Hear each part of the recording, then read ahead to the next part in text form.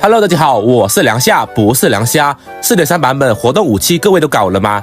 完成活动小任务就能轻松拿到满金链了。今天呢，给大家带来这把武器的测评啊，特效怎么触发，强度表现如何？看完之后有帮助记得点赞支持一下。至于1个硬币10经验，同时视频对转发启动比较大，帮忙转发一下吧。如果你不知道转发给谁，可以转发给我啊。同时还有5经验拿，谢谢。先来看一下武器属性面板，565的基础攻击力，4星当中最高的一档了。主持条 30.6% 的充能效率，特效满金链是24%攻击力加成。至于第二个是24%，这个就需要做关于美露星任务了。每完成一个美露星任务，可以加4%的攻击力加成，做6个就能吃满这个特效。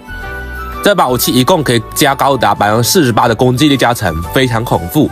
而且武器白值自身比较高嘛，收益也不低。这个任务呢，首先来到海默村的瑟琳这里对话，就可以进行指引任务了。不过相信各位比较干的玩家应该都做完了啊。而像我这种老咸鱼，为了做视频也就做了1个啊。这个教你们怎么查看加了多少啊。以我纳维亚来说，查看先把衣服不对，圣物脱了，放后台攻击力加220，再放前台还是220啊，证明我这个是1个都没有做啊，完全不加。然后我找了下攻略，做了1个之后，直接给我加了4%的攻击力加成，也就是说还差20%的攻击力加成还没有拿到。但是为了测试视频嘛，我这里计算了一下，916乘以20%等于，如果这把武器吃满还能加183点攻击力。为了方便测试，我这里吃了个药，194点攻击力，差不多嘛，反正没什么大区别。我目前纳维亚的双爆是73182的一个双爆啊，面板还算不错了，不过是2+2的面板。然后是双炎双火的一个属性，加巴尼特的。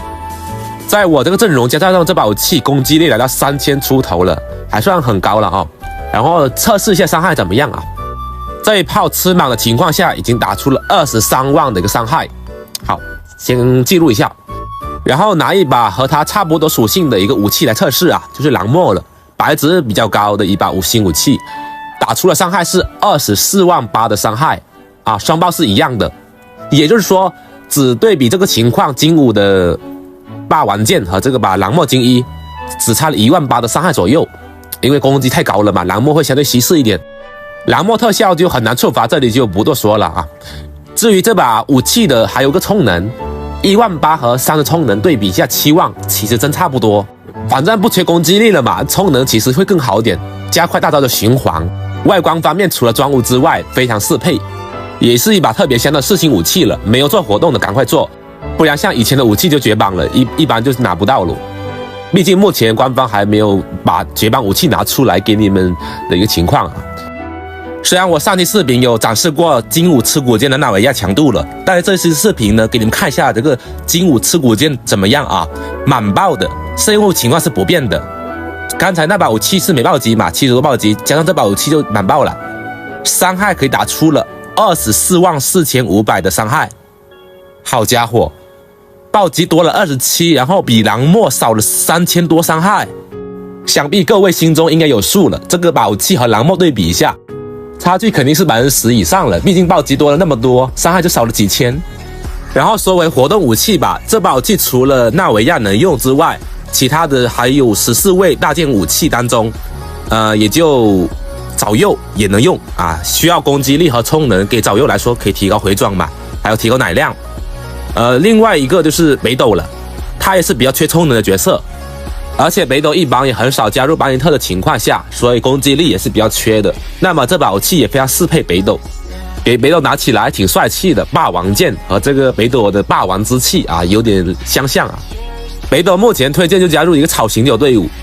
行秋北斗2个之间有看哪段，而且还是同一个 CV 配的，只能说双除狂喜了。加上这个霸体效果，你们看一下，可以是说完全上路的情况下都不带死的，毕竟这个减伤很高啊。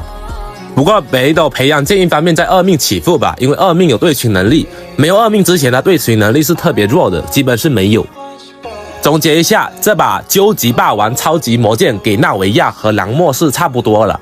因为纳维亚自身加的攻击力加的特别多，加上巴尼特、双火等等就更多了，那么就会稀释，蓝墨收益就不大。